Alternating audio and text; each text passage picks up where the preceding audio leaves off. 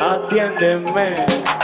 Primera ley de la república, culto de los cubanos a la dignidad plena del hombre. Ustedes no dignifican a los cubanos por su condición humana. Ustedes dignifican ideologías, uniformes. Nacionalidad es el valor de todos y ustedes la reservan solo para unos pocos. Justicia y derecho, privilegio para pocos que siguen la ideología de 3 o 4 locos. División de poderes quieren mi nación, fundamento de liberación.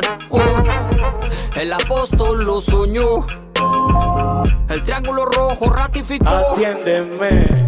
Artículo 8 en la Constitución no reconoce supremacía del derecho internacional sobre tus descaros. Tú quieres seguir apretando impune, sin supervisión. Tú quieres seguir en tu finca, my lord, con muchos esclavos. Artículo 3 en la Constitución lo dijo: la soberanía reside intransferiblemente en el pueblo mío.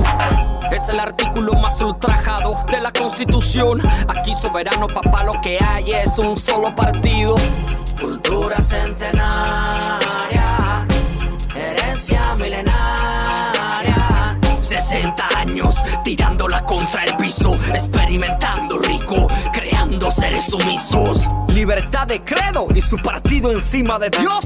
Ustedes están enfermos, tienen que atenderse eso, bro. Derechos humanos, artículo 16, inciso G. Apretadera para importar y exportar. El artículo 22, ¿a dónde fue a parar? Creatividad exclusiva a dirigentes. Sí, vamos a seguir con... me interesa mucho cómo tú te has sabido en este mundo así de ahora nuevo, de esto de internet y todo esto, cómo has sabido autogestionarte. O sea, cómo le has cogido la vuelta, básicamente, a la autogestión y a la autopromoción, ¿no? Y has sido exitoso en esto de publicar, de autopublicarte y poder vender tus propios libros en internet. Primero, por una experiencia amarga de trabajar en editoriales y que tú veas que tu producto no hace nada. Yo en 2004 publiqué libro, 2012 publiqué libro, 2008 publiqué otro libro, o sea, Síndrome de Ulises, una recopilación de catálogo de Francia de foto y texto. ¿Y qué pasó? Me desencanté. Yo dije, esto, me voy del aire. Me voy a abrir un blog, voy a colaborar con revistas, pero no voy a publicar libros. Y yo me puse a escribir un blog. Y me puse a escribir un blog y se puede ver todavía. Tengo 1.800.000 visualizaciones de mi blog, que fue brutal realmente. Y una de las cosas que me pasó con el blog fue que en el 2017, buscando, aquí hay una estructura cultural que se llama Omnium Cultural. Un momentico, Arsenio, bájate un poquito porque te estás cortando como la cabeza. Ahora, vale. Ahora sí, un poco mejor. Bien. Y entonces, Omnium Cultural, yo pensaba que yo escribía los textos en el blog para quitarme encima las cosas, para publicar todas mis inquietudes, mis viajes por Europa, todo eso era mi blog. Y de pronto me cita una profesora de la universidad y el director de una parte de Omnium porque querían que yo diera una conferencia sobre Cuba y Cataluña. Y yo dije, ¿esto qué es? Y me dijeron, no, mira, nos hemos impreso todo lo que tú has escrito sobre Cuba y Cataluña. Todo era mi obsesión por contarle a mi niña y a mis amigos que Cuba y Cataluña estaban muy unidos por muchas cosas. Y ellos me dijeron, bueno, vente para que des una conferencia y le explicas a la gente esto que tú escribes. Ellos fueron los que me dieron la idea. Y ellos me dijeron, si tú publicas este libro sobre Cuba y Cataluña, nosotros te buscamos otras asociaciones en diferentes poblaciones de Cataluña para que tú des conferencia y le expliques a la gente, porque a nosotros nos interesan los orígenes de la cultura catalana allá también. Y es ahí cuando surge la idea de ir por diferentes asociaciones y lugares con mi libro, además que ellos, o sea, aquí las conferencias las pagan entre 120 y 180 euros, para que tengas una idea. Y si es una sala, por ejemplo, la primera charla fueron 170 personas y si te compran 50 libros a 20 euros, ya me dirás tú. Entonces, evidentemente que hay momentos en que más hay eventos, que es sobre todo cuando empieza la primavera, pero ahora, por ejemplo, yo tuve un evento el viernes hablando del Caribe, con 4 personas más, también del ayuntamiento, porque ya el tema ha dejado de ser de gente independiente al ayuntamiento asumirlo, porque hay muchos emigrantes. Entonces el ayuntamiento está organizando eventos sobre la resistencia de las músicas del Caribe, sobre los bailes, sobre las músicas. ¿Qué pasa? Que tú te vas adaptando. Yo escribí un libro porque unas escuelas de música me pidieron, oye, ¿cómo se originó bailar salsa? ¿Cómo se originó bailar kizomba? ¿Cómo no sé qué? Y yo escribí un diccionario que es un manual sobre la historia de estos ritmos en América. ¿Por qué surgen? ¿Por qué los negros esclavos se pusieron a bailar? Porque se suicidaban y perdían pasta. Y como perdían pasta, lo dejaron bailar. Y cuando empezaron a bailar, empezaron a recuperar los bailes de América, de África. Y lo empezaron a mezclar con los bailes que estaban mirando. Minué, contradanza, y ahí surge. O sea, todo este tipo de cosas empezó así. Entonces, te has hecho musicólogo, ¿no? Exacto. Yo en realidad, que me gustaba mucho la música, bueno, yo vengo de una tradición familiar de la... Y te llamas Arsenio Rodríguez, para... Exacto, exacto. Sí, porque a mi abuela le gustaba más Arsenio, pero mi abuela en realidad era hermana de la madre del Beni. Y yo vengo de abajo. Es decir, esa historia está en mi libro El arte del sabor. Entonces, evidentemente la música cubana aquí interesa muchísimo. Y ya yo tenía mucho camino ganado con la música cubana. Y entonces lo que hice fue normalizar todo esto que era como a lo loco, normalizarlo. Aquí hay muchas fundaciones. Yo trabajo con una que se llama Fede Latina. Ahora también trabajo con España Viñó, que regularmente el ayuntamiento da dinero para las asociaciones de personas mayores y de personas migrantes o racializadas o no sé qué. Aquí se hacen festivales. Por ejemplo, la Plaza Cataluña es la plaza más importante de Barcelona. Y yo estuve hace 2 meses en la Plaza de Cataluña, en el medio de la Plaza de la Cataluña, con todos mis libros. Estamos hablando que la Plaza de Cataluña, el fin de semana pasan 2 millones de personas. Barcelona es la ciudad más visitada de Europa. Entonces, hay muchos eventos en plazas donde tú puedes vender tus libros, donde tú puedes hacer tus cosas, además de dar conferencias, además de los libros. Porque las librerías están muertas, en sentido general. Las librerías son para 4 gatos que ganan un premio literario que está pactadísimo y todo el mundo no le importa eso, y ahora los libros realmente se venden en eventos. Ha pasado exactamente como con la música. Los músicos en los años 90 estaban tranquilos, grababan un disco, lo ponían en las tiendas y todo el mundo iba a buscarlo. Eso se acabó. El streaming obliga al músico a presentarse en vivo.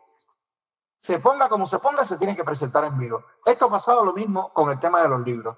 Tú vendes libros cuando estás delante de la persona. El otro día yo vendí 20 libros en el evento, después que terminé de hablar. Porque claro, había una dominicana musicóloga, había una puertorriqueña musicóloga, había un colombiano musicólogo y yo estaba representando más o menos Cuba.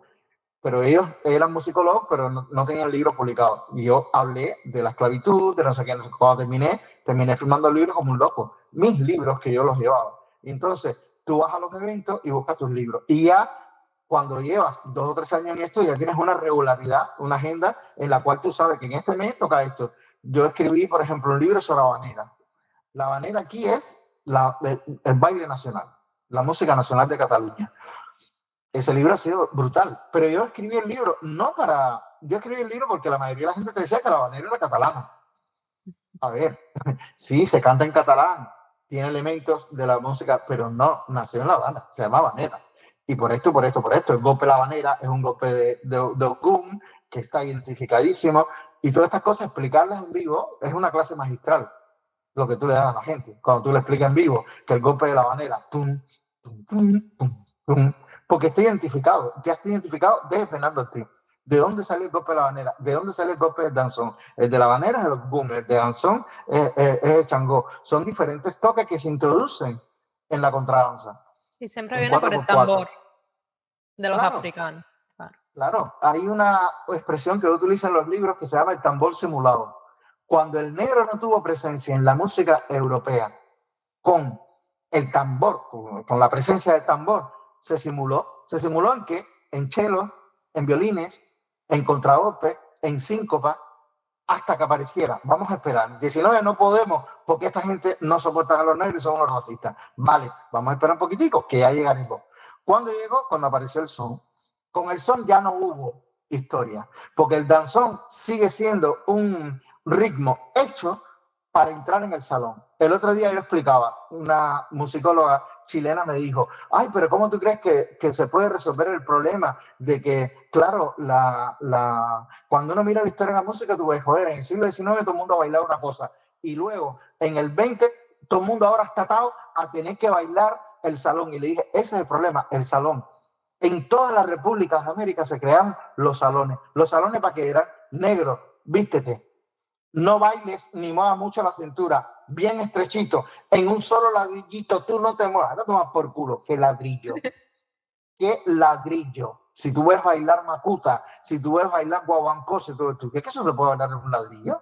No me jodas la vida. Entonces, el salón es el mayor acto represivo contra la música cubana que se hizo. Porque había salones de negro, había salones de mulatos y había salones de blanco. En todos que se hablaba el danzón. En ninguna parte, ni en la Constitución cubana hoy, dice que el danzón es el baile nacional. Yo me niego a decir esa tontería. El baile nacional de Cuba es el son. ¿Tú sabes por qué?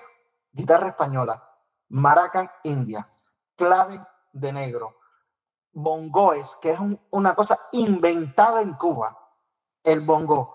Y la guitarra, es decir, tiene elementos de todo tipo de la confrontación de lo que es el ajiaco de la cultura cubana. Ese es el baile que tenía que ser el baile nacional de Cuba. No el danzón. ¿Qué danzón? El danzón, a mí me encanta, pero es una represión. Es ponte un traje y no te muevas. Eso es católico. Es decir, tú mira un danzón y mira una contradanza. ¿Quién representa más a la cubanía de verdad? No, porque en el son sí está incluida la música europea a través de la guitarra y a través de la melodía, pero jamás y nunca en el danzón, ¿qué es lo que tiene? Es represión pura. Entonces, ¿qué fue un paso? Sí, fue un paso importante, evidentemente, el danzón, pero para mí es efímero. Para mí realmente la década del 30, cuando entra el danzón, lo cambia todo. Fíjate que después del danzón que viene, el cha-cha-cha, por la línea melódica, cuando entra el cha-cha-cha y después recupera el mambo, ahí está. El mambo, el baile en mambo, ¿qué cosa es? Se acabó, a tomar por culo. Se acabó la represión, a saltar, a mover el culo, a dar brinco y a hacer lo que sea. Y eso fue lo que hizo conocer al mundo la música cubana, el mambo.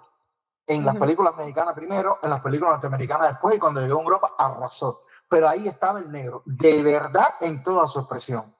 Porque lo tenía todo, tenía los tambores, tenía los saltos, tenía los brincos, tenía todo. Y eso fue la conjugación de lo que conocemos hoy como música cubana, que todavía está ahí. Sí, todavía el mambo es como casi que lo más resumiendo, representativo. Eso, yo creo que la estructura de la mayoría de la gente, porque ahora no está ahora la virtud no solo es escribir el libro. A la hora de la virtud, ¿cómo te vendes? ¿Cómo te insertas? Yo sé que si hubiese vivido en Miami, mi vida literaria hubiese sido otra. No sé cuál, pero hubiese sido otra, contextualizada con lo que pasa ahí. A lo mejor yo hubiese escrito más libros de política y menos de música. Aquí interesa mucho más la música, en todo sentido, siempre. Aquí la política interesa menos, solamente cuando pasan cosas en Cuba, de forma muy puntual. Pero en realidad aquí interesa mucho el tema musical. No, aquí justamente la cultura está relegada. Bueno, fíjate que le quitan fondos y cada vez le quitan más fondos a la cultura. Esto no tiene nombre aquí, ¿no? Siempre la política está en primer plano en Miami, que distorsiona mucho las cosas porque no salen los elementos. Y en Miami lo que hay es maravilla. O sea, en Miami era para que estuviera en todo Miami sentido. podría ser una capital cultural, podría serlo perfectamente. En Miami no te encuentras un músico callejero. No existe, ¿entiendes? No existe, porque es muy difícil conseguir el permiso, no sé qué, no sé cuánto. Al final, eso es como, lo cortan. No, es una realidad terrible. No hay cultura en Miami. La cultura de Miami son las fiestas en los penthouse, el reggaetón, así, el barco, la fiesta, en la discoteca en el bote, el barbecue también, sí, pero no está hay mucha gente, hay muchos artistas en Miami que no pueden vivir. Nadie intentaron en Miami recuperar el hecho de reunirse en las casas para leer poemas, para hacer cosas, no sé. Fíjate que lo intentamos cuando prácticamente se reunió Omni Zona Franca, viste que salieron todos. Entonces más o menos lo intentamos, de hecho le llamamos así mismo, le llamamos barbecue terapoético, terapéutico, poesía de terapia, algo así. Y sí, nos reunimos varias veces, pero fíjate, ya Amaury y Iris ya no pudieron estar más aquí por el tema económico, tuvieron que moverse. ¿Y se fueron a Cuba? No, a York, ¿cómo que a Cuba? Ya no pero pueden regresar. no, Miami es una... Sí, Amaury toda la familia está aquí. Le dieron salida completa. Falta un hijo, que es el intermedio entre el mayor y de los dos primeros que tenía Iris, que no lo dejaron salir, pero no sé cuál es la situación del muchacho, lo metieron preso, de hecho, en el aeropuerto. En el momento de irse a Mauri con los niños, a ese muchacho lo metieron preso. Ese fue el castigo al final que le hicieron a Mauri. Claro. O sea, de la familia, en fin. Sí, ellos quedan por donde te duele. Donde te duele es la familia, aquí, la familia. Pero bueno, casi todos están ya reunidos y solo falta él. Y no pudieron sobrevivir Miami porque Miami es extremadamente cara. O sea, no hay... Esto que tú me estás contando de esta autogestión, fíjate que yo te dije en internet, pero es que tú me estás diciendo que la realidad no es vender en internet, porque en internet no vendes, ¿no? Tú vendes el libro físico. No, sí vendo. Yo te pero puedo no mandar tanto, un ¿no? No. Por ejemplo, la explosión de los libros de San Isidro del 2021, yo publiqué en enero el libro de San Isidro lo saqué el 6 de enero o el 7 de enero del 2021, yo saqué Los Acuartelados de San Isidro. Luego le aumenté el libro el 27 de enero, cuando pasó todo el tema del manotazo y todo, aumenté con 2 o 3 textos más en ese libro, en la última versión. Y desde esa fecha hasta aquí, yo he vendido unos 700 libros por internet. Bueno, una cosa positiva que tiene Amazon entonces, ¿no? Que puedes actualizar el libro. Esto está... Claro. Es una ventaja. Pero el tema está en Los Acuartelados. Tú sabes que el secreto de Los Acuartelados es que interesó mucho a la gente en Miami. Porque no es un libro que tú vendas aquí. ¿Me entiendes? Yo hace 2 meses yo estuve en la 40 aniversario de un festival de habaneras que se hace en una ciudad aquí. Y claro, yo voy ahí a un tema puramente catalán. De hecho, tengo el libro de las habaneras, Origen de la Habanera, lo tengo en castellano y en catalán. En cambio, Los Acuartelados de San Isidro está en castellano y en inglés. Es decir, depende mucho del tipo de libro y el mensaje que tú vas a hacer. Pero yo, por ejemplo, presenté el libro aquí en Los Acuartelados de San Isidro. Tuve la grandísima suerte de que Iliana viniera, que era una acuartelada, porque había un evento que se iba a hacer grande en Barcelona ese fin de semana y apareció Iliana en Barcelona y ya había pactado con ella para que viniera y yo conseguí una sala para presentar el libro y fue la bomba la presentación. Pero yo he presentado Los Acuartelados una sola vez, no he dado ninguna conferencia. Eso sí, he mandado textos sobre el libro Los Acuartelados. Ahora mismo va a salir ahora que tú dijiste lo de este chico Joel de Alemania, que está haciendo lo de los negros, en la revista de los negros de 1912, él ahora está haciendo un catálogo. Y ahora yo publiqué en ese catálogo, he mandado un texto que se llama El miedo en Cuba. Es decir, una radiografía del miedo en Cuba desde que empezó Fidel Castro. Pero lo interesante es que los libros que son puramente... Yo tengo libros de, por ejemplo, la música cubana en el cine. Ese libro que yo debía haber escrito cuando llegué aquí, porque yo salí de Cuba, porque una revista en Burdeos me invitó a dar una conferencia sobre la música cubana en el cine. Cuando llegué a Barcelona, mi primera conferencia fue sobre la música cubana en el cine. Siempre ha sido un tema que le ha interesado mucho, porque es un tema de Cuba, pero tú tienes que tocar toda América. Primero las películas cubanas, las películas mexicanas, las películas de Estados Unidos y las películas... Porque desde Brigitte Bardot en Europa hasta Marilyn Monroe en Estados Unidos bailaron mambo. Es decir, y tú tienes un espectro muy grande, pero cineastas japoneses, cineastas asiáticos utilizan música cubana en sus cines. O sea, la música cubana pasa en el cine, en los últimos 100 años ha pasado por toda es una radiografía. De hecho, van a ser 100 años de la banda sonora en los cines, porque empezó en el 27. Es decir, de aquí a 2 años tenemos el 100 aniversario del cine sonoro. Y, por ejemplo, mi libro está ahí para eso también. Yo no lo sabía. Cuando estaba investigando me di cuenta que esa fecha va a llegar en algún momento. Entonces, el reloj. Esas afinidades que uno busca para hacer lo que te gusta, pero meterlo en un circuito es complicado. Entonces, yo no sé cómo hubiese sido. Por ejemplo, ahora mismo estaba haciendo el currículum para el catálogo que me pidieron, y yo estaba poniendo, como el catálogo es para Alemania, yo estaba poniendo los libros en inglés. Yo he escrito hasta, como en el blog, que voy al principio, yo escribía mucho de todos los lugares que iba aquí que me gustaba. Un día dije, voy a reunir todos los artículos. Primero por la gente que me jodía mucho. Cada vez que venía a Barcelona, enseñaba Barcelona, tomas por culo. Yo escribí una guía y se acabó. Y escribí una guía sobre, que por cierto, la mujer de Omi es una de las que la compró porque ella pasó por Barcelona hace 2 años.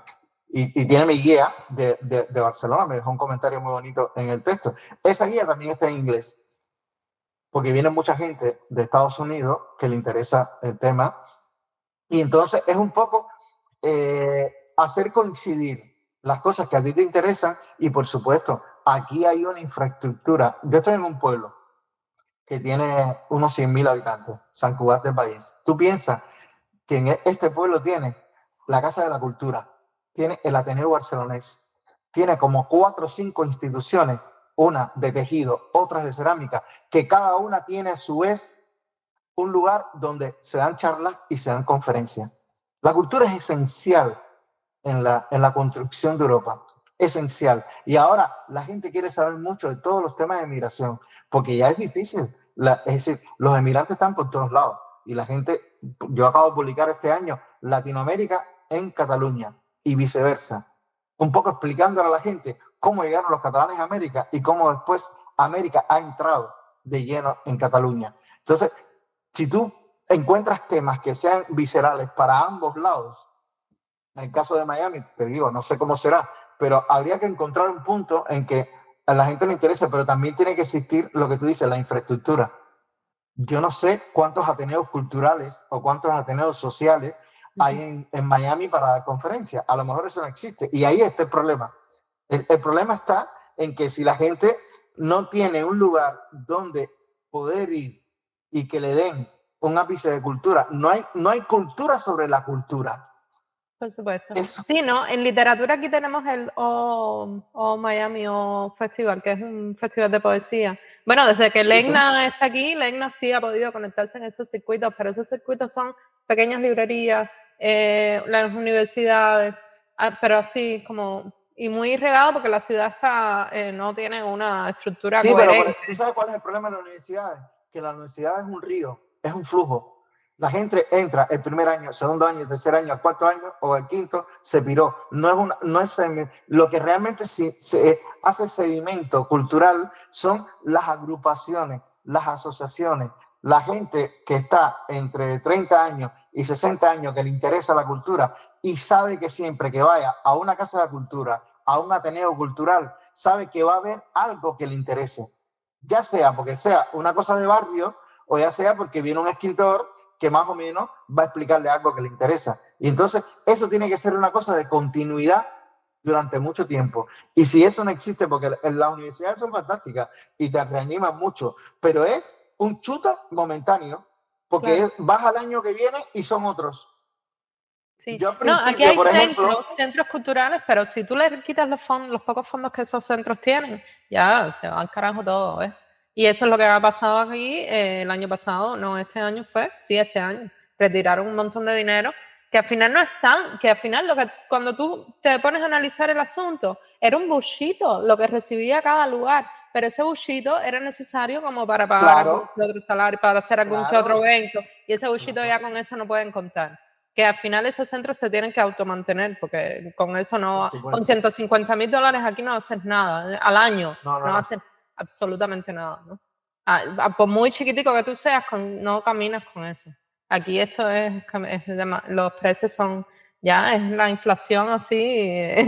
Claro. Bueno, pero ahora llegó este hombre que supone que lo va a arreglar todo. Ah, no, bueno, y está con Elon, y Elon va a ser el otro Salvador. Yo creo que ese va a ser el próximo presidente, que eso será la hostia, la rehostia. Pero bueno, nada. ¿Qué otra cosa tenías por ahí? Ya estamos en las 7:30. Sí, ya estamos, sí, nos hemos demorado. Si quieres hablarme un poco de qué pasó con tu hija, no sé si estás de ánimo como para hablar del Ah, sí, juicio. sí, sí. Con mi niña está grandísima ahora mismo. Bueno, cuando tú viniste era la etapa dura del asunto. Pero eso, ya la niña creció, tiene 17 años. Wow. Está grandísima y guapísima, realmente. Mi niña me ha pasado algo curioso porque yo cuando la tuve me leía muchos libros, hacía muchas cosas, a ver cómo uno puede incidir en que los hijos se parezcan a uno. Eso es casi imposible. Después mire los hijos de los amigos míos y todo el mundo, es casi imposible. Pero mi hija, por una razón o por la gracia de alguien, eh, primero estuvo 7 años estudiando flauta, dejó la flauta de forma natural, sin forzarse. Ahora quiere retomar la flauta, pero sobre todo empezar a tocar guitarra por sí misma. Y no solo empezar a tocar guitarra, sino que tiene algo que yo siempre aplaudo. Yo siempre le digo a la gente, cuando doy charlas y hablo con la gente, yo le digo, mira, la base fundamental del ser humano debe ser la curiosidad. No es centrarte en quererte leer todos los libros del mundo, no, es la curiosidad. Intentar ir a una exposición, intentar leerte un libro si te gusta o escuchar una música, no siempre la que ponen en los medios, que en los medios siempre están dictando cosas que no son. Y lo interesante es ser curioso. Y yo creo que ella tiene bastante curiosidad en los temas que a mí me gustan mucho. Es una niña que con 17 años le encanta el bossa nova, le encanta eso. No escucha, evidentemente tiene un ambiente de reggaetón como todos los adolescentes, pero ella precisamente no elige reggaetón para escucharlo precisamente y escucha jazz. Pero ahora yo cuando iba en el coche conmigo escuchaba jazz. Bueno, tú viviste esa historia. Uh-huh. Y yo intenté inculcarle cosas, pero porque a uno quiere que los hijos se parezcan a uno. Pero al final, ella parece ser que por lo menos hasta ahora le gusta bastante la música alternativa, le gusta mucho canciones de jazz. Las cantantes jóvenes que le gustan son cantantes de jazz, se saben las canciones, habla inglés un nivel bastante alto. Aquí también dan inglés en la escuela, pero ella se ha puesto mucho para el inglés, porque tiene una amiguita que habla muy bien inglés y habla muy bien inglés. Le interesa mucho, ahora está aprendiendo francés. No sé, está súper curiosa y tengo una relación con ella brutal. Y brutal. bueno, la has podido llevar a diferentes lugares, ¿no? Has viajado no te imaginas tú, he viajado con ella. No, la pregunta realmente iba más del tema de la justicia, para comparar como la justicia aquí el tema de la justicia también es como complicado, ¿no? En el tema del juicio, era la pregunta. La pregunta iba por el juicio. No, sí. A ver, al final yo terminé pactando el tema de estar con ellos un fin de semana y estar los miércoles. ¿Por qué? Porque aquí, cuando, bueno, ahora mismo no sé el tema porque esto fue hace 10 años, pero en el momento que pasó el juicio, una de las cosas que aquí miraba la jueza, por ejemplo, era que si la pareja tuya tiene mejor casa y la niña tiene un contexto ahí y yo estaba en un piso más pequeño, era mejor que estuviera en ese piso. Eso me parecía una barbaridad. Porque el hecho de que, por ejemplo, en Francia, que es un país que está al lado, lo que tú tienes que hacer es dejación de la custodia. Tú dices, pero cuando tú te separas automáticamente, la custodia es compartida. Es así. Luego, si tú no quieres estar con tu hijo, entonces tú vas y haces una carta y dices, no, que ella la tenga y yo la veo los fines de semana o no sé qué. Aquí todavía eso no ha llegado. Aquí miran el contexto en que ella vive y si tú no llegas a ese contexto, automáticamente te dicen no, es para la pareja porque tiene mejor contexto social. La escuela le queda al lado, claro, la escuela queda al lado porque tú vivías ahí. Y entonces eso para mí me parece bastante terrible en todo sentido. Y yo me enfadé bastante a la tía porque yo llevaba estadísticas, yo cabrón, llevaba estadísticas de que en Japón, por ejemplo, la gente vive en lugares más pequeños que los nuestros. Lo que tú le tienes que dar a los niños es amor, en todo sentido. Y a mí me pareció bastante injusto esa parte de que consideraban. Y al final yo terminé pactando eso, que ella la tuviera todo el tiempo, que yo la tengo los fines de semana y los miércoles. Las vacaciones son compartidas. Ella está todo el tiempo conmigo. Por ejemplo, este año a ella le toca con la madre de Navidad y a mí me toca a partir de Navidad hasta 6 de enero. Entonces, un año me toca así y otro año me toca así. Y lo de viajar con ella, no sé, ha sido lo mejor que me ha pasado en mi vida. Porque cuando viajas con los niños te cambian el punto de vista. Tú estás pensando en una cosa y ellos están pensando en otra. Pero ahora ella realmente es un complemento importantísimo en mi vida. Va a muchos eventos conmigo, sobre todo literarios. Y es muy bonito, es decir, que te vean haciendo cosas que realmente, las cosas que a ti te interesan. Y las cosas, y con ella es brutal ir a los eventos. Pues está muy atenta siempre en todo. El otro día me decía, papá, qué bueno es esto. Y yo le digo, ¿qué cosa? Y me dice, después que terminé de firmar el libro, tú sabes que la gente se pone a bailar porque este evento fue, vino una chica de Puerto Rico y vino una chica de Alayán, porque hubo todo el tema de la charla y después hubo una Yan. Y en la Yan cantó una chica que se llama Andy y cantó un bullerengue. Los bullerengues son como las músicas que se hicieron en los palenques en Colombia, en Panamá y en Colombia. Entonces era una música totalmente libre. Se cantaba lo que le daba la gana y se hacía lo que le daba la gana porque fue una música que se condicionó a un palenque donde no había mayoral ni había nada. Y son muy eróticas. Y este se llama El Pichín de... El piscín de fulano. Siempre se levanta de madrugada y hace no sé qué. Es muy erótico y muy simpático. Y la gente, todo el mundo se para a bailar. Y cuando la gente se para a bailar, ella me dijo, papá, mira eso, mira eso. Y le digo, ¿qué cosa? Y me dice, mira la gente cómo ha dejado los libros. Y yo dije, me encanta eso, de cuando ya después que yo firmé los libros, que ya el libro no me pertenece, que están en las mesas, en los lugares así, y ya estaba contentísima. Y yo dije, me dio una cosa así porque dije, mira qué bien, que al menos está viviendo esto conmigo. ¿Me entiendes? Porque como uno no sabe cuándo se va a ir, al menos eso ya lo está viviendo conmigo. No sé, y le gusta mucho, yo la veo muy, muy conectada. Vamos a ver qué depara. Ella quiere ser arquitecta, vamos a ver, porque arquitectura es una carrera súper difícil. Yo la veo a ella en un tema más de letras, le gusta mucho la música, que haga algo de música a mí me parecía extraordinario, pero bueno, por ahora dice que le gusta la arquitectura. Vamos a ver. Su abuelo es arquitecto. Mira, tiene una beta por ahí. Pero no sé. ¿Y le interesa conocer el país tuyo? ¿Le interesa Cuba de alguna forma? A ver, yo no quisiera que fuera. Yo no quisiera que fuera, mira esto es lo que me acabas de contar, esas cosas son las que me erizan a mí. Que le hagan una jugarreta allí, mi niña es muy ingenua, es europea 100%, catalana, bilingüe, habla inglés, ella no tiene ninguna maldad de aquel desastre de país. Y le pueden hacer cualquier cosa. Le pueden buscar un noviecito, le pueden buscar una historia, que el noviecito tenga droga, que no sé qué, porque ellos allí de quererme, nada. Acuérdate, yo estuve 2 años haciendo un programa con Ileana, con esa gente, al aire todos los días en Cibercuba, y los horrores que nos decían. Yo llegué a decirle a esta mujer, no, es decir, no, al final te termina influyendo que esa gente diga esas cosas. Mi madre estaba en Cuba. A mi madre le daba igual, pero mi madre me lo decía. Arsenito, no venga, ni lo intente, ni no sé qué. Tú ten cuidado allí, ten cuidado no sé cuánto. A mí lo que más me molestaba era eso, que mi madre estaba viva y ellos son capaces de cualquier cosa. La gente no sabe hasta dónde llegan ellos. Yo sí, porque desgraciadamente he tenido que estudiarlo, escribirlo y denunciarlo.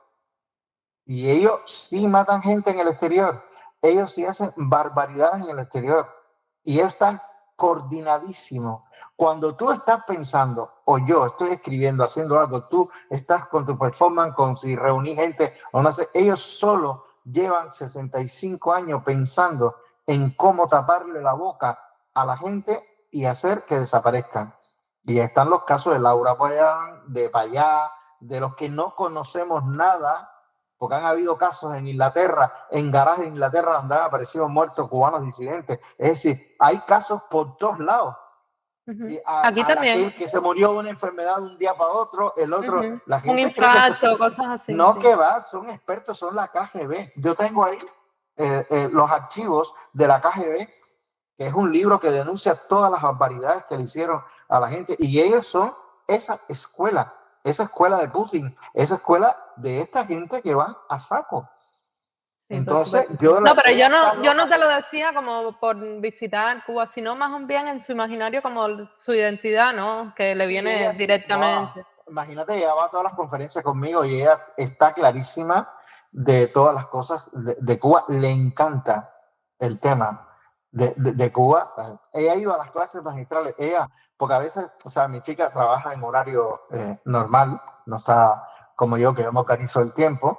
Y ella ha ido, por ejemplo, yo di una clase magistral en un pueblo de la costa sobre La Habanera, que normalmente aquí lo graban y lo ponen en un podcast del pueblo y está ahí, tú puedes entrar y lo ves y todo, pero ella me hizo la grabación del podcast, porque yo después lo pongo en mis redes y ella siempre va conmigo a todos los lugares y está actualizadísima con el tema, no ya de Cuba, porque yo, a ver, para buscarme más público, porque llega un momento que te repites, si tienes libros solamente de Cuba, ya. Y por ejemplo, yo iba ampliando el espectro y ahora mismo el libro que acabo de publicar es Latinoamérica en Cataluña. Si hablo de Cuba y Cataluña influencia, hablo de la rumba. Es decir, ahora mismo estoy terminando un libro que se llama La Rumba, Sonidos Negros, América, Memorias de África. Pero es la rumba en sentido general.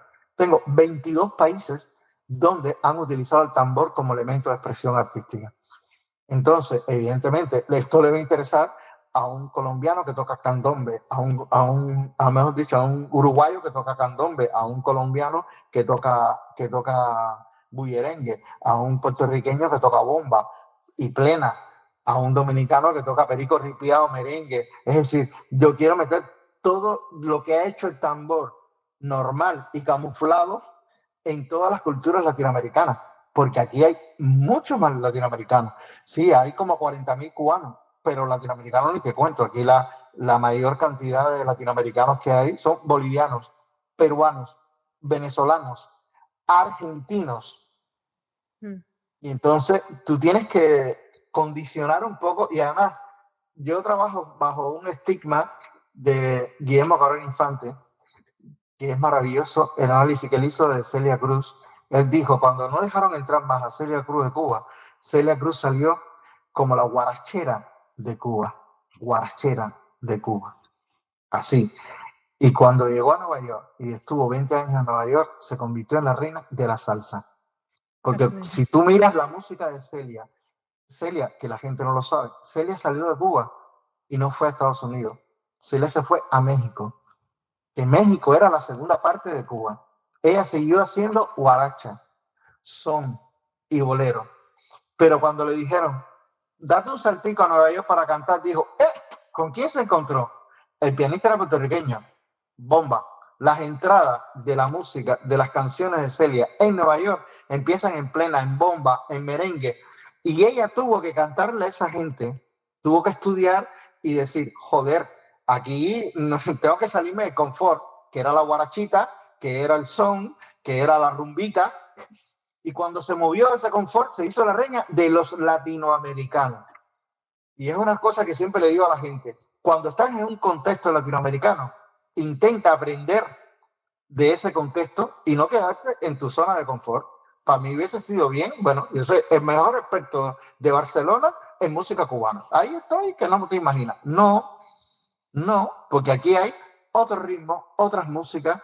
Aquí Carlinhos Brown en el 2004 metió 400.000 personas en el Paseo de Gracia, detrás de una comparsa que se inventó por el Paseo de Gracia. Ahora, en todas las fiestas que se hacen cada año, en todos los municipios de Barcelona, hay batucada. ¿Cómo lo ves? Entonces, cuando alguien te pregunta, ¿pero qué cosa es la batucada? Tú tienes que tener una respuesta para eso también. Porque no puedes ser el mejor musicólogo de Cuba y no saber nada de Latinoamérica. Y mis amigos son brasileños, mis amigos son venezolanos, colombianos. tienes que saber, porque cuando ellos hablen de bullerengue te quedas así. Como, en Cuba la gente se cree que sabe cosas. No, no, no, no. Vente para donde están los otros latinoamericanos para que tú veas que es donde está. Danzón. Mira, yo voy al consulado de México, me invitan, yo escribí un libro de México y Cuba sobre los danzones. Los mexicanos hoy entran a internet y míralo, tú pon baile de danzón. Llenan la plaza más grande de México con 1000 personas bailando danzón. ¿Cuándo has visto eso en Cuba? El danzón casi es más de ellos que nuestro. Y esas son cosas que la gente se cree que tú... No, Cuba no tiene la hegemonía de mucho de su ritmo. Cuba no tiene la hegemonía ni la propiedad. Porque se bailan en otros lugares, se hacen en otros lugares. La habanera en Cuba a nadie le importa. Y la habanera en España es un emblema en todos los veranos, en todos los pueblos, en todas las plazas se canta habanera. En Cuba donde se canta habanera.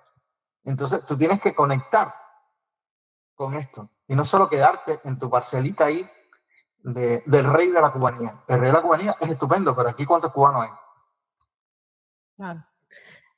¿Cuál es la diferencia, Arsenio, que tú ves desde cuando tú te fuiste en 99, verdad? Sí, en 99. ¿Cuáles son las diferencias que tú ves entre estas dos Cubas? La Cuba del 99 y la Cuba del 2024. Bueno, siempre pensando en la perspectiva de que yo no he vuelto a la isla, que toda mi información es de primera mano, pero sin estar ahí. La primera diferencia es que cuando yo salí en el año 99 de Cuba, había un país, Cuba, estaba estructurado. Es decir, todavía no había entrado a saco. Cuando yo salí de Cuba, en el año 99, mis recuerdos de Cuba, por ejemplo, la palabra que tenía al frente, tú podías salir cuando tenías dólares. En mi caso, por ejemplo, que publicaba en el extranjero y que me llegaban dólares por las publicaciones, yo publicaba en una revista aquí que se llamaba Zona de Obras y me mandaban el dinero y me mandaban discos cuando yo publicaba artículos aquí. Y tú ibas con los dólares y a lo mejor ibas a una palabra pequeña, no había, es decir, la dictadura cubana se desató con la muerte de Fidel Castro en 2016. Antes, el capitalismo en sí, estructurado por el Estado, no había. Habían unas cuantas paladares de algunos generales que se tomaron la libertad de, en vez de tener 12 mesas, tenían 20. Pero ahí no pasaba. No había un capitalismo estructurado. Lo que pasó, lo que yo he visto ahora que está pasando, es que el capitalismo de Estado, hay capitalismo de Estado en Cuba. Los hijos de esos generales, la mayoría tienen pasaporte o de Estados Unidos o de Europa. Entran y salen de Cuba por diferentes vías y tienen productos de aquí. Productos ya no alimentarios, que era cuando yo estaba en Cuba lo más importante. No. Yo he visto restaurantes en Cuba con toda la infraestructura de uso europea. Toda. Una cafetería en La Habana hoy, de las que yo veo que postean los youtubers cubanos, es exactamente como una cafetería en Barcelona. Porque han venido a Barcelona y la han comprado y se la han llevado para ahí en un container. Entonces, eso se llama capitalismo de Estado, que no existía en el año 99. O sea, si tú me pones a la Cuba de hoy, que había unos restaurantes precarios, no sabía existir, es decir, Castro intentó siempre, él vivía como un imperialista potentado en punto cero.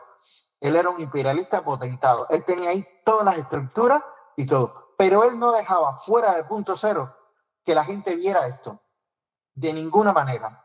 Y mucho menos que un nieto se paseara con un Mercedes haciendo un selfie por todo Malecón. Eso no pasaba. ¿Me entiendes? Cuando él muere, que se ha formado el despiporro en ese país, una de las cosas que ha pasado es eso, que ha creado capitalismo de Estado, que tienen mucha gente en Estados Unidos y en Europa que han creado una infraestructura, por ejemplo, de venta de pasajes a Cuba. Esto que pasó con Eusebio Leal, que primero creó una infraestructura de ventas por toda Europa con las casas de venta de pasajes a Cuba, de venta de viajes turísticos a Cuba. Entonces, han creado muchos restaurantes fuera de Cuba, han creado tiendas fuera de Cuba que abastecen a su vez a las tiendas que tienen en Cuba. Es decir, de lo que el capitalismo precario y para salir de la supervivencia que estaba en el 99, ahora se ha convertido en un capitalismo de Estado. Incluso hacen hoteles hay una parte del castrismo que se ha dedicado exclusivamente, que muchos son de Fidel Castro o los de Raúl Castro, que hacen hasta hoteles de forma casi independiente. Entonces, evidentemente, hay una diferencia muy grande en un país que quiere sobrevivir con algunos elementos del capitalismo, y hay una diferencia muy fuerte con esta Cuba del 2024, que hay un capitalismo de Estado, donde ese capitalismo de Estado, el problema que tiene es que como no está abiertamente asumido, no tienen impuestos estos lugares para que reconstruir los hoteles, porque el capitalismo de Estado existe aquí, pero aquí la salud es pública. Yo no pago un centavo por ir al médico. ¿Por qué? Porque el capitalismo de Estado obliga aquí en España a que si tú tienes un coche, que tú tienes no sé qué, todos tus impuestos van a los hospitales, que es una pasta, en toda Europa. Eso te lo puedo garantizar porque llevo 17 países europeos, viajado, vivido, dormido. Tú te pasas a cualquier cosa de un país europeo y tú no tienes que gastarte un centavo, porque es pública y abierta. Te tienen que atender en todos los hospitales y en todos los lugares, a no ser que vayas a un privado. Pero normalmente el privado te atiende y te deriva a un público, pero el público hay en todos los lugares. Entonces, ¿qué pasa? Que este capitalismo de Estado que se ha creado en Cuba por algunos capitalistas dentro del gobierno no le rinde cuentas de impuestos al gobierno. Y por eso en Cuba no hay medicina, no hay salud, no va a haber transporte a nivel público, porque no hay nadie, no hay una caja total, ¿no? Ese capitalismo de Estado es para enriquecer exclusivamente a las estructuras, a algunas estructuras de poder del gobierno, pero no al pueblo. Y eso es brutal. Eso es peor que cualquier país más pobre de Latinoamérica. O sea, es el Estado sin Estado. El Cuba ahora tiene un problema, pero realmente muy gordo y probablemente más grande que el que tenía en el año 99. En ese sentido. Y no tiene, por supuesto, ni la Unión Soviética, ni tiene a nadie. Ya se acabó todas esas estructuras. No les interesa seguirle prestando dinero a Cuba. Ahora hay un problema muy grande, realmente. Mucho peor en todo sentido. Mira, el mayor éxodo masivo que ha habido en la historia de Cuba se ha dado en los últimos 3 años. Más de 200.000 personas. Es decir, y eso que estamos tirando piedra, el gobierno no ha dado noticias. Pero por la entrada que hay en Estados Unidos, se tiene constancia que más de 200.000 personas han entrado a Estados Unidos en los últimos 3 años. Eso es una bestialidad. No, yo creo que eso ya iba anual. Esa cifra ya era anual. Ya era anual. Sí, pero de hace 3 años para acá están entrando 200.000. Eso es una barbaridad. La población de Cuba, ¿qué es? Porque mayoritariamente se van los jóvenes. Sí, se está diezmando, ese país se está diezmando. Y se quedan los viejos que, bueno, que no les dan la visa, que no cogieron el parol, ¿ves? Mi mamá no ha podido salir, mi mamá tiene, qué sé yo, 83, acaba de cumplir. Oye. Y no, le pusimos el parol desde el principio y no lo cogió y eso se acabó. ya se acabó. Sí, uno depende aquí de los políticos, de la política de turno, ¿ves? Es increíble, en fin, es muy... Y aquí no, aquí es que no quieren, el parol era una cosa pensada para que la gente viniera a trabajar, ya entrabas y te daban tu permiso de trabajo, ¿no? Ellos no quieren gente mayor ni para subsidiarlo. No, mi hermano entonces tuvo mucha suerte. Mi hermano la administración... con 67. Ah, bueno, pero todavía está bien. Y fíjate, aquí han elevado los años de estos de jubilación, ¿no? Que al principio eran 64, no sé, y después ahora yo creo que es 68, una cosa loca. Sí, porque no quieren carga de esta carga para... pues no sabía ese detalle, que ya había desaparecido el parol. Oficialmente yo no lo sabía. Sí, lo pararon hasta nuevo aviso. Y Trump no creo que lo ponga. No, por supuesto que no. Lo contrario.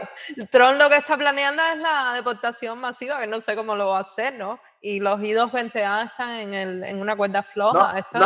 En primera porque Cuba no los quiere tampoco. No sé cómo lo va a hacer con Cuba. No sabemos. Por suerte está María Elvira ahí en el Congreso, que está como luchando con los I220A, pero... Y Marco Rubio va a ser secretario de Estado, o sea, esto es una locura total. Pero bueno, en fin, Marco Rubio y María Elvira son como una esperanza, ¿no? A ver Malamente qué tenemos pasa. algo, ¿no? Y sí, esto, en fin. Nada, una última reflexión que quieras decir, algo que quieras... No. Yo creo que he hablado bastante. Sobre todo me ha gustado mucho la última pregunta. Está bien. Lo de la comparativa. Yo no me había puesto a pensar en eso. Me ha gustado mucho. No, una reflexión general. No sé, yo creo que el tema de Cuba ahora ha caído en una rutina terrible. Si tuvimos una esperanza muy grande, yo nunca he perdido las esperanzas. Yo sigo haciendo, a mí cada vez que me llaman para hacer algo, de hecho ahora me han llamado para el libro yo siempre colaboro, siempre voy. ¿Qué crees Y que si va a hay una pasar manifestación, con Luis Manuel y con Michael? yo sigo yendo a las manifestaciones que me invitan y a los lugares que me invitan. Pero el tema es que la mayoría de la gente sí está desmovilizada, la gente ha caído en la rutina, ya la gente se pone mucho de perfil. Mucha gente que me seguía por el tema de los acuartelados de San Isidro, ya la gente como que no quiere oír hablar de eso, y pones una foto de otra cosa. Por ejemplo, estos días que yo estaba haciendo eventos de música y la gente es como que se vuelve loca, como queriendo decir, de lo otro no me hable. Y es terrible porque la gente es decir, Michael y Israel, entonces los que al menos hacen algo son criticados porque entonces están lucrando. A mí me llegaron a decir hasta que yo me lucraba con el libro. Un libro que es de los que menos yo vendo, porque realmente el tema de Cuba, ¿a quién le interesa en Europa el tema de Cuba? Aquí no sale en la prensa Cuba, aquí Cuba no existe. El que se crea que Cuba es el ombligo del mundo, que es el gran problema de la mayoría de los cubanos, que se cree que porque bailan salsa y porque tienen gracia y dicen un chiste. No, aquí a la gente no le interesa. Aquí la gente te interesa de forma contextual y le interesan los temas generales de cultura. Y la cultura latinoamericana hay unos pocos que se interesan, otros nada, porque aquí está la influencia europea. Aquí hay más salas de yoga y de tai chi que de baile de salsa, que me estás contando. Hay 200 escuelas de salsa y tú dirás, oh, increíble, pero de yoga hay 3000. Y tú dices, oh. Es decir, aquí interesan muchas culturas, no interesa una cultura. ¿Que la latinoamericana es simpática? Sí, los latinoamericanos caen muy bien en Europa y a la gente le encanta mucho los latinoamericanos, pero los latinoamericanos tienen que competir con otras muchas culturas, otras muchas, con los africanos, que son un montón aquí también y a la gente también le encanta, que están los salones de yoga, que todo el mundo le encanta, los de tai chi, que no te imaginas, es decir, es que hay muchas cosas. Tú no eres único aquí, tú tienes que insertarte ahí en la cola, a ver cómo va la cosa. Y la cosa da por tumbo. Los cubanos, de verdad que tenemos cierta cosa, porque aquí a cada rato en la prensa, a nivel artístico, puede aparecer un cantante, puede aparecer no sé cuánto, un homenaje a Celia Cruz, un homenaje a no sé cuánto, porque hay figuras que han sido muy emblemáticas aquí, pero no es que tengan ninguna hegemonía ni nada de eso. Entonces, yo creo que el problema de Cuba, resolverlo, no sé cómo será ahora mismo. No sé cómo será. Yo, una de las cosas que especulo en los libros que he escrito sobre este tema es que el golpe venía por ellos mismos. De hecho, vino porque el líder económico de ese país, el cuñado de Raúl, mejor dicho, el ex yerno de Raúl, se lo quitaron del medio con una facilidad que a nadie ni se acuerda del nombre. A Eusebio Leal, cuando se lo cargaron y pusieron a la mujer de Ulises Rosales del Toro ahí en La Habana Vieja, también fue, o sea, han hecho un montón de cambios estratégicos ahí, unos generales que se murieron, se fueron muriendo. Yo me acuerdo que en un año se murieron como 12 generales. ¡Uf! De pronto les dio infarto a todos juntos. Hubo un cambio entre ellos mismos de puñaladas, pero que no fue público. Y entonces, evidentemente, el que está haciendo eso está haciendo bien las cosas porque ha vuelto de nuevo al control del país. La gente increíblemente se para con una cazuela a gritar que le pongan la luz, le ponen la luz y se acaba la protesta. Si tiene hambre, le dan un trozo de pan o le dan tierra y se calla. Es complicado, realmente. El tema de hoy en Cuba es muy complicado y tiene difícil solución, porque la mayoría de la gente se ha acostumbrado a la estructura de la miseria. Eso es brutal. porque ni los países más machacados, ni Gaza, mira cómo están los ucranianos, que le cae un misil cada 2 días, y están ahí que no quieren caer bajo la mierda de Putin. Y ves a los de Gaza y tú dices, pero esa gente no tiene nada, viven en la tierra, y coño, si le dan un lápiz se lo encajan en un bombo a un policía israelí. Pero los cubanos te dicen, ¿dónde están? Han perdido la sangre, han perdido todo. Entonces, claro, si tú estás en el extranjero y tú estás haciendo cosas por ellos, porque a mí me limita muchísimo, y a cualquier persona que nos solidaricemos con el tema de Cuba me limitan. A mí, en el 2001, cuando Zoe Valdés me invitó a firmar una carta de escritores contra la dictadura cubana, desde ese momento a mí no me dejaron volver nunca a Cuba. Nunca he ido a Cuba por firmar esa carta. Yo lo sabía, soy consciente, y no es una queja. Yo asumí eso y después lo he seguido asumiendo sin ningún problema. De hecho, mi madre murió y yo estuve 10 años sin volver a ver a mi madre. Eso sí, hablaba con ella todos los días, gracias a Dios, por las redes. Pero de verla, no volví a verla. Y entonces, uno asume esa responsabilidad, pero después tú ves allí que se calman con lo primero que le dan, viven en la miseria, ahora están rodeados de latones de basura con peste por todo el país y no pasa nada tampoco. Es complicado. Es complicado cuando la gente se adapta a vivir en la miseria, porque ya son 65 años. Y si ellos no quieren moverse, ¿qué tú vas a hacer? Te insertas en la vida de aquí, que es bastante dura. La tuya aquí y la mía aquí, y la del otro en Finlandia y la del otro, porque hay cubanos en todos lados. Entonces eso yo sí sigo teniendo, yo soy muy optimista, yo sí sigo pensando que las cosas pueden cambiar, yo sigo pensando que las canciones pueden hacer que la gente se mueva, que los libros, y no voy a dejar de hacerlo yo. Lo único que hay que reconocer que en este momento ellos han vuelto a imponer el status quo de la dictadura. Se han vuelto a poner y están firmes. El que se crea que se están cayendo porque vean algunos signitos, no. Están firmes. Pero nosotros tenemos que estar firmes también en nuestra trincherita. ¿Cuántos años tú le das a eso? No sé porque están haciendo un cambio generacional que da miedo. Los hijos del poder ya no son, piensa que el poder en Cuba lo tomaron gente que nunca han tenido poder material. Y ahora la sustitución que están haciendo con todos los hijos y todos los nietos, estos son millonarios. Estos han logrado tener empresas en el extranjero y autoabastecerse a las empresas que tienen en Cuba. Entonces, esto está muy complicado. Y ahora mismo, decir una cifra es complicado. No se va a caer. Incluso el miedo es que se caiga y siga la misma estructura. O que venga algo peor, ¿no? O que venga algo peor. Realmente, ahora está muy complicado. Ahora, yo creo que lo que más cerquita tenemos es el cambio inminente que tiene que ocurrir en Venezuela, ¿no? Pero tampoco se sabe. Pero eso es lo más cerca que nosotros tenemos así como para agarrarnos de algo. Mira, a mí una de las cosas que me ha gustado mucho es como en Miami he visto ese movimiento de que hay mucha gente que también está apoyando a Venezuela. Los cubanos nunca, al menos en los últimos 24 años que llevo en el extranjero, nunca había visto ese acercamiento a otra gente con el mismo problema. Nicaragüenses, si eso se hubiese hecho hace 10, 15 años, el panorama de visualización de las estrategias de la dictadura fueran más visibles para todos. Hacer eventos donde se incluyan a venezolanos, a latinoamericanos. Es la misma causa, es exactamente la misma causa. Lo que no entiendo por qué nunca ha habido eso.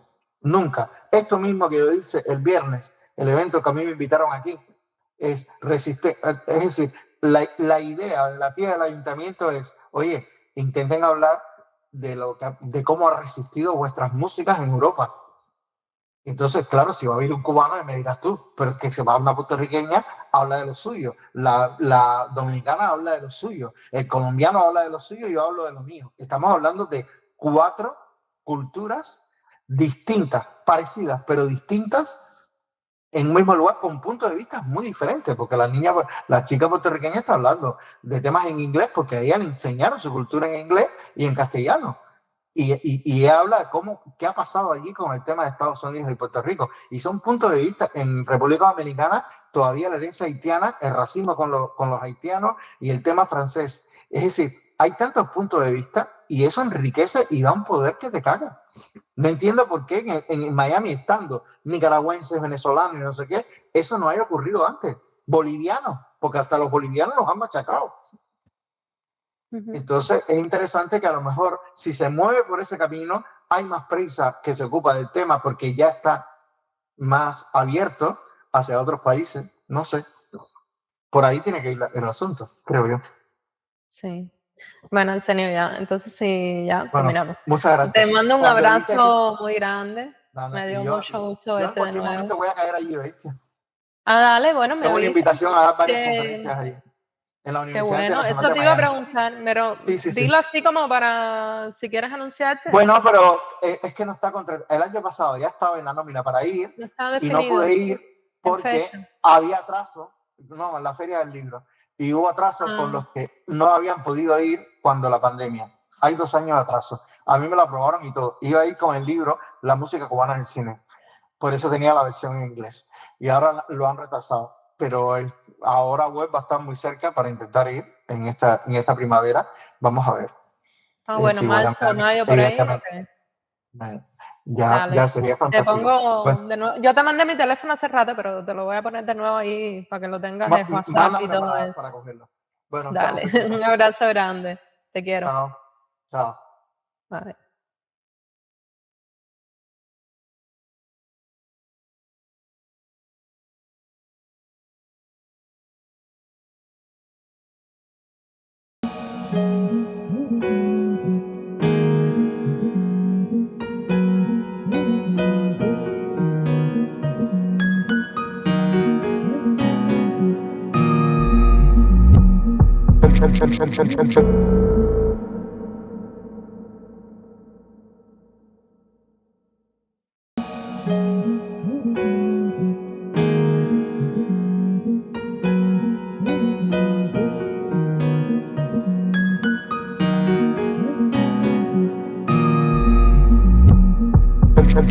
Thank you.